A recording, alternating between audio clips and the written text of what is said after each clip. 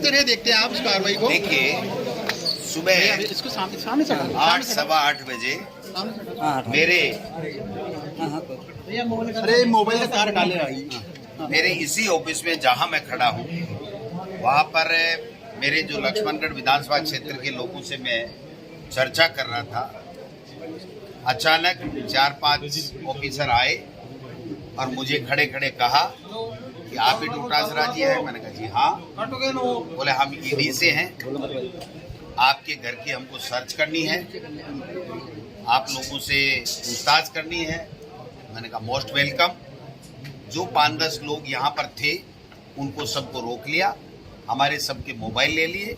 उन्होंने बड़ी तसल्ली के साथ में एक एक चीज़ की सर्च की और उसके बाद में मेरे छोटे बेटे अविनाश जो अकाउंट्स ऑफिसर है उससे उन्होंने बयानात लिए।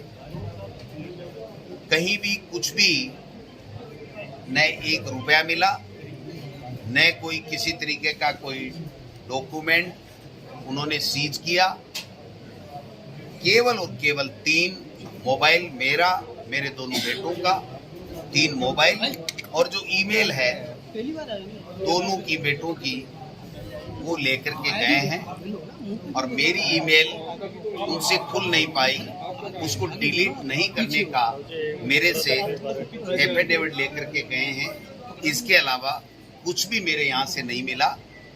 केवल और केवल मेरे बेटे से उन्होंने जो सवाल किए, वो सवाल तो उन्होंने अपने अलग से किए, बट जो मुझे जानकारी मिली है केवल कलाम कोचिंग से हमारा परिवार का क्या संबंध है, इसके ऊपर उनकी पूरी की पूरी कार्यवाही, बयान पूरा का पूरा केंद्रित था। पेपर लीक का एक भी सवाल किसी भी सदस्य से हमसे नहीं पूछा गया। कानूनी रूप से जो उनके पास में भारतीय जनता पार्टी के तमाम नेताओं के द्वारा या किन्हीं के भी द्वारा जो सूचनाएं भेजी गई हैं, मैं समझता हूं कि उनके ऊपर एक इस तरीके का वातावरण बना करके और ये जो कार्रवाई भारतीय जनता पार्टी जिस तरीके से माहौल बनाना चाहती है, बिगाड़ना चाहती है, मैं समझता हूं कि ये प्रजातंत्र के लिए ठीक नहीं है। हम तैयार हैं, जो भी ईडी को कोई भी पूछताछ करनी हो, कोई भी जानकारी लेनी हो, हम उनको जानकारी उपलब्ध कराएंगे। जो भी दस्तावेज चाहिए उनको वो हम दस्तावेज उपलब्ध कराएंगे।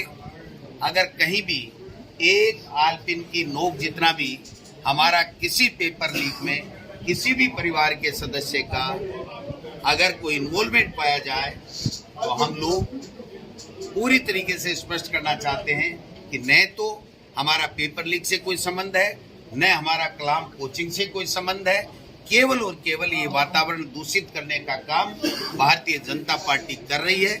इसका हम मुंह तोड़ जवाब देंगे और जनता के बीच में जाएंगे, जनता को इनकी सच्चाई बताएंगे और जो जनता फैसला करेगी वो फैसला हमें स्वीकार होगा।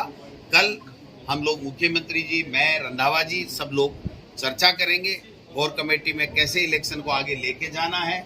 ये हमारा टाइम वेस्ट करना चाहते हैं, हमको प्रेशराइज करना चाहते हैं, हमको डराना चाहते हैं।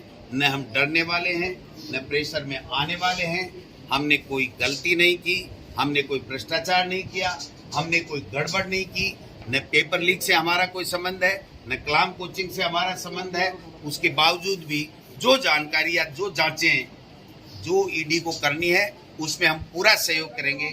ये मैं आपको आश्वस्त करना चाहता हूँ, मीडिया के माध्यम से बताना चाहता हूँ कि अगर कोई भी कार्रवाई कोई भी राज्य सरकार की एजेंसी या केंद्र के सरकार की एजेंसी करेगी, उसका हम पूरा समर्थन करेंगे, पूरा सहयोग देंगे।